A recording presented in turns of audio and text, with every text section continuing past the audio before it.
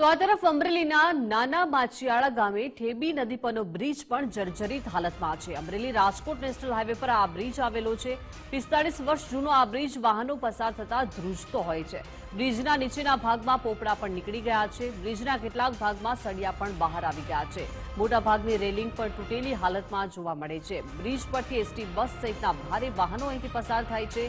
Bridge જર્જરિત થઈ ગયો છે અને વાહન ચાલકો પણ ડર અનુભવી રહ્યા છે। સ્થાનિક સરપંચે પણ વડોદરા જેવી દુર્ઘટનાની ભીતિ વ્યક્ત કરી। તાત્કાલિક બ્રિજનું સમારકામ કરવા સરપંચ સહિત સ્થાનિકોએ માંગ કરી છે।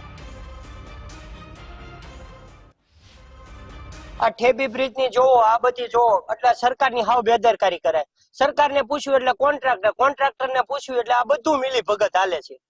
આમાં બધી પબ્લિક નો વાંક આવે। પબ્લિક ગઈ હતી આમ ને તેમ ને એમ કરીને જવા દે।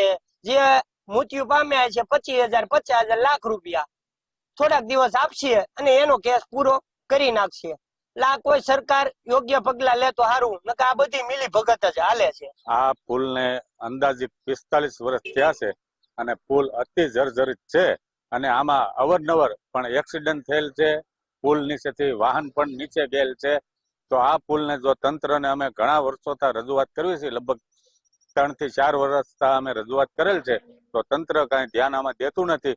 તો તંત્ર ધ્યાન દઈને જો આ પુલ જે વડોદરા બ્રિજ જે થયો છે એવી હાલત જો આમાં ન થાય તો એવી અમે તંત્ર પાસે માંગણી કરી છે। વડોદરા બ્રિજની ગંભીર દુર્ઘટના બાદ પણ હજી તંત્ર દ્વારા ધડો ન લેવામાં આવતો હોય તેવી સ્થિતિનું નિર્માણ અમરેલી જિલ્લાના અમરેલીથી બાબરા જવાનો જે મુખ્ય સ્ટેટ હાઈવે છે તેની છે। આપ જોઈ શકો છો કે આ ઠેબી ડેમ ઉપરનો આ બ્રિજ છે ને આ બ્રિજની હાલત અતિ દયનીય છે। આશરે 45 વર્ષ આસપાસનો આ જૂનો બ્રિજ છે, પરંતુ હાલ જે રીતે બ્રિજના સળિયા છે તે બહાર દેખાઈ ગયા છે। રેલિંગ પણ તૂટી ફૂટીને બેહાલ થઈ ગઈ છે।